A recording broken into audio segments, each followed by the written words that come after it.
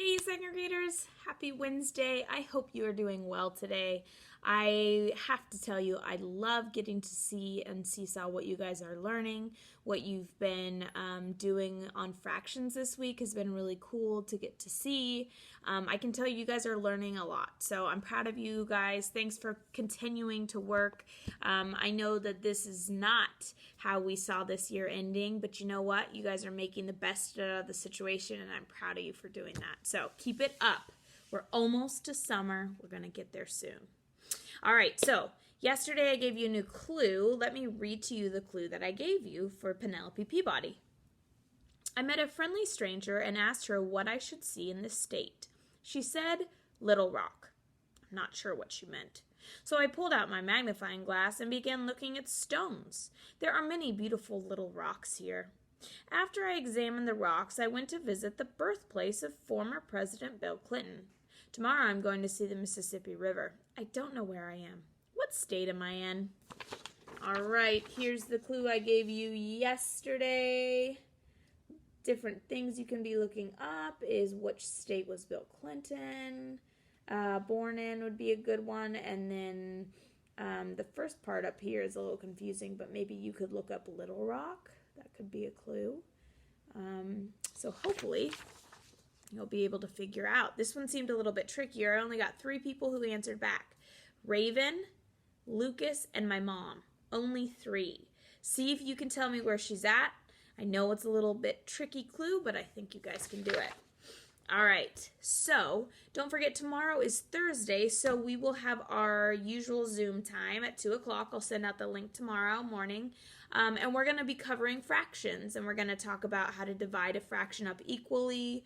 We're going to discuss a numerator and denominator. We are going to be talking about how to even add fractions, which is technically like a 3rd grade skill, but we are going to cover it just to give you guys a little bit of insight of what you'll see next year, so you're prepared for that.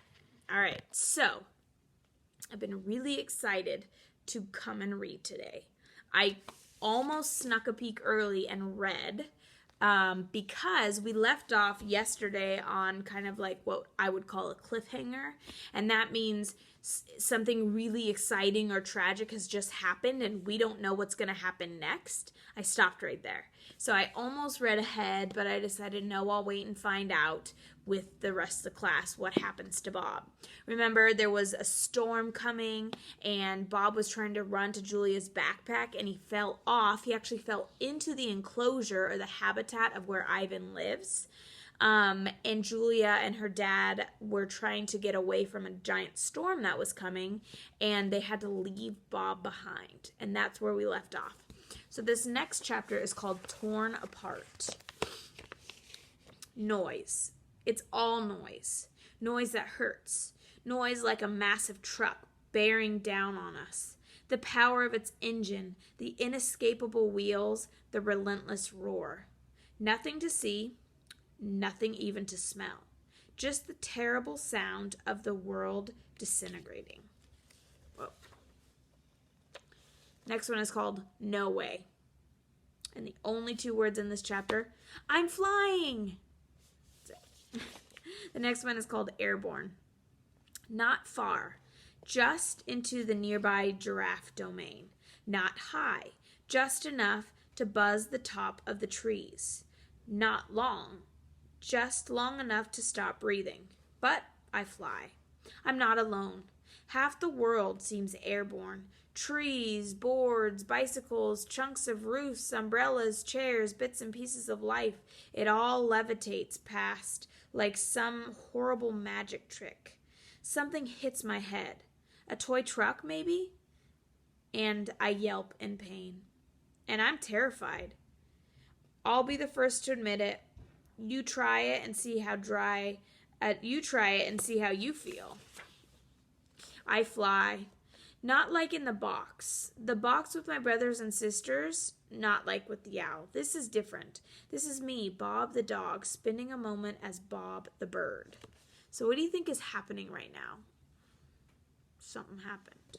This next one is called Landing. It's over. I land, oomph, hard.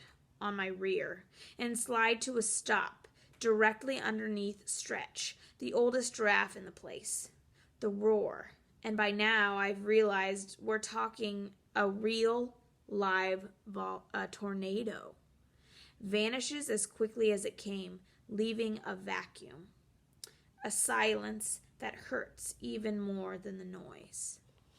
So the first couple chapters, he got sucked up in a tornado and he just landed.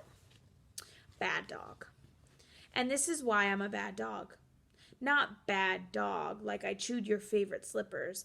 Bad dog like I'm not a good representative of my species, of any species. I don't think. Ivan, Ruby, Julia, are you all right? I've got to find them. That's what a hero dog would do. One of those guys on Man's Best Friend show. Hero dogs dash into flames and dig into rubble. Hero dogs are fearless. Nope, not my style. What do? Bob, untamed, undaunted. I howl like a newborn puppy. Honest. I'm not hurt. Banged up a little, sure, but nothing major. And I don't howl for long. But it's what I do.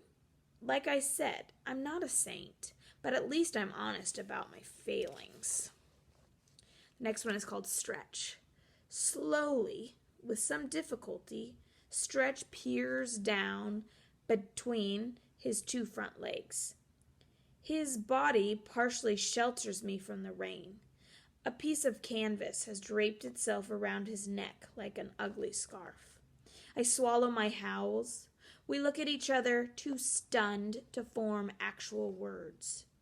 Finally, Stretch clears his throat. Hello, he says in a strangely calm voice. What kind of animal might you be, if you don't mind me asking? Dog. Didn't think you guys flew. We don't, as a rule.